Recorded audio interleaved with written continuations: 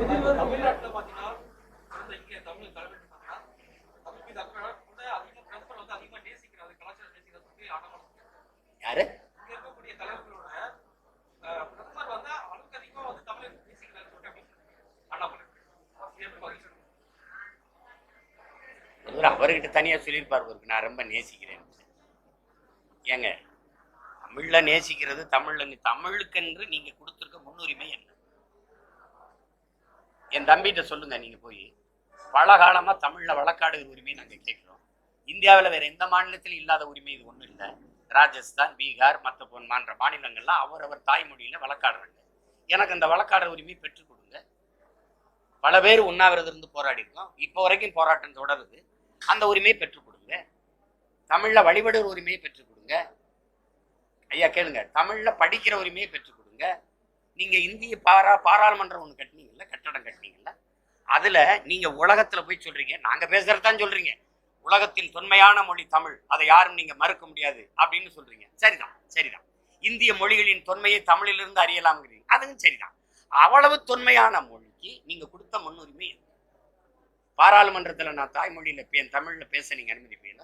கொக்கரிக்கிறீங்க, சிரிக்கிறீங்க.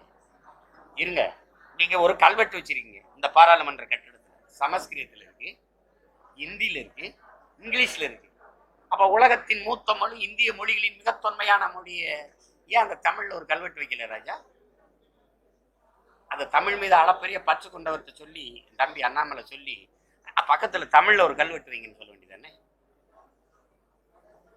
இதெல்லாம் சும்மா சொல்றது.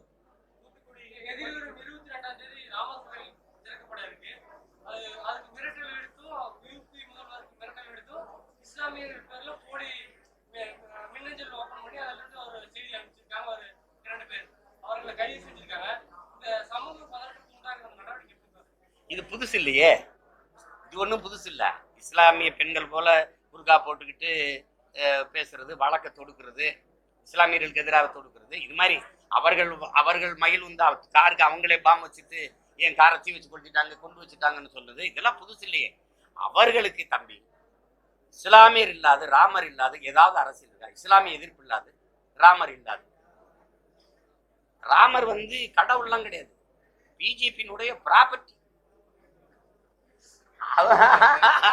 அவங்க நினைச்சிருக்காங்க ராமர் ஏதோ பிஜேபிக்கு மட்டும், அப்படித்தானே ஆக்கி வச்சிருக்காங்க அவங்க. அவர் ஒரு கடவுள் மாதிரி கருதுறாங்களா? நீங்க மட்டும் பிஜேபி ஜெயிக்க வைங்க, இலவச தரிசனம் தான். அவரும் இலவசமாயிட்டாரு தம்பி. எப்படி இந்த மாதிரி ஒரு அரசியல் கோட்பாடு உலகத்துல எங்க இருக்கா? பிஜேபி கேளுங்க, தம்பி அண்ணாமலைகிட்ட கேளுங்க. பசுமாடு, பாகிஸ்தான் பக்கத்து நாடு, ஜெய் ஸ்ரீராம் கோஷம், இதை மூணை விட்டா அவனுக்கு கோட்பாடு சொல்லுங்க. ஏதாவது 2 கோடி பேருக்கு வேலை, 10 ஆண்டு முடிஞ்சு வச்சு பறையாறையா தெருவில் தெரியும் எத்தனை பேருக்கு வேலை? முழுக்க ஏமாற்று, முழுக்க ஏமாற்று. மதம், கடவுள், இது இந்த உணர்ச்சி வந்து சயனைடு, இந்த என்ன சொல்றது, அபின், இதை விட படக்குன்னு ஏறிடுது போத. அந்த மயக்கத்திலே மக்களை வச்சுக்கிட்டு தகராறு. இஸ்லாமியன் எதுக்குறது? இந்த பாகிஸ்தான் மட்டும் ஒரு இந்த ஆஸ்திரேலியா, ஆப்பிரிக்கா அந்த பகுதியில் இருந்துச்சுன்னா இவனுக்கு ஏதாவது அரசியல் இருக்கா? ஏதாவது இருக்கா? ஏதாவது ஒரு கோட்பாடு இருக்கா சொல்லுங்க? ஒண்ணுமே கிடையாது. பாகிஸ்தான் பாகிஸ்தான் பாகிஸ்தான், அருணாச்சல பிரதேசம் என்னதுங்கிறான சீனா. நீங்க தான் பெரிய சிங்கங்கள், பெரிய கிங்காங்களாச்சே. ஒரு தடவை பேச வந்துட்டேன், காலை வச்சா தொலைச்சு போறேன்னு சொல்ல, என்னதுறான்னு சொல்லி பாரு. இந்த தலைவர்கள்ட்ட நான் பகிரங்கமா சவால் விடுகிறேன். அருணாச்சல பிரதேசத்தின் நடு இடம் இருக்குல்ல, மையம் இருக்குல்ல, அங்க நின்று ஒரு கூட்டம் பேசி திரும்பி இருங்க. சத்தியமா சொல்றேன், போய் பேசிட்டு வர சொல்லுவாங்க. சரி, அருணாச்சல பிரதேசம் என்னது? அங்க வாழுகிற மக்கள் சீனாவுக்கு வர்றதுக்கு பொறுத்து பாஸ்போர்ட் விசா தேவையில்லைன்னு அறிவிக்குது இல்லை சீனா. அதுக்கு உன்னுடைய கருத்து என்ன? இந்த நாட்டு தலைவருடைய கருத்து? ஆசாத் காஷ்மீரை மீட்போம். அப்ப சீனா ஆக்கிரமிப்பு காஷ்மீரை அப்படியே பேசுங்க, மீட்போம். ஒரு தடவை பேசுப்பா. இதை பேசுற மாதிரி அதையும் ஒரு தடவை சவுண்ட் விடுப்பா பாப்போம். அது எப்படி?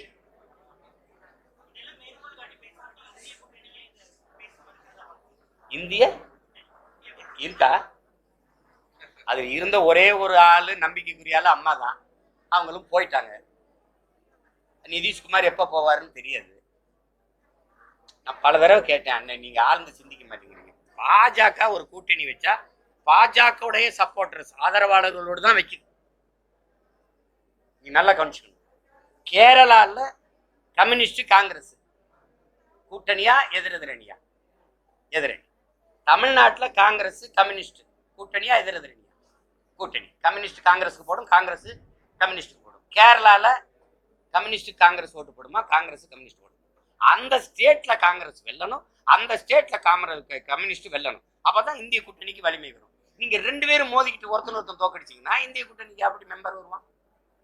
சரி, மேற்கு வங்கத்துல அம்மா நிக்கிறாங்க, கம்யூனிஸ்ட் ஆதரிக்குமா எதிர்க்குமா? காங்கிரஸ் ஆதரிக்குமா எதிர்க்குமா? இப்ப மேற்கு வங்கத்துல அம்மாவை தோக்கடிச்சுட்டு இந்தியா கூட்டணி வேலை பஞ்சாப்ல காங்கிரஸ் ஆதரிக்குமா எதிர்க்குமா? டெல்லியில ஆதரிக்குமா எதிர்க்குமா? அப்புறம் இது என்ன தம்பி கூட்டணி? எப்படி வீழ்த்துவீங்கன்னு நான் கேட்டா பதில் சொல்ல மாட்டீங்க.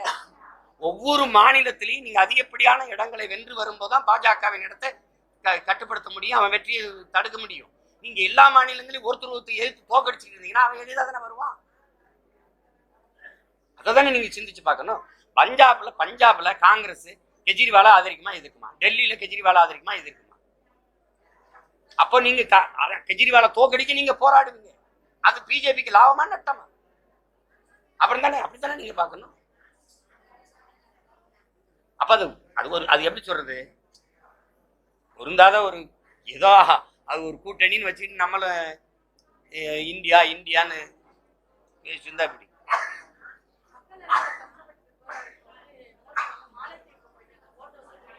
இல்ல லட்சத்தீவுன்னு எப்படி?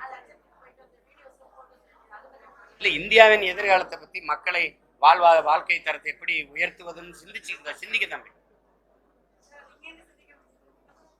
முடியல.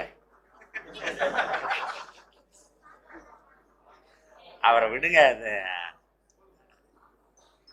அவரை விட்டுருங்க. அவருக்கு நீங்க இப்ப சொல்றீங்க மாத்திக்கிற போறாரு. இது அவ்வளவுதான் முடிஞ்சிட்டது. மக்கள் ஒரு புரட்சிக்கு தயாராகணும். அது புரட்சி ஒன்றாலதான் இந்த ஆட்சி, இந்த அமைப்பு முறையை மாற்றி போட முடியும்.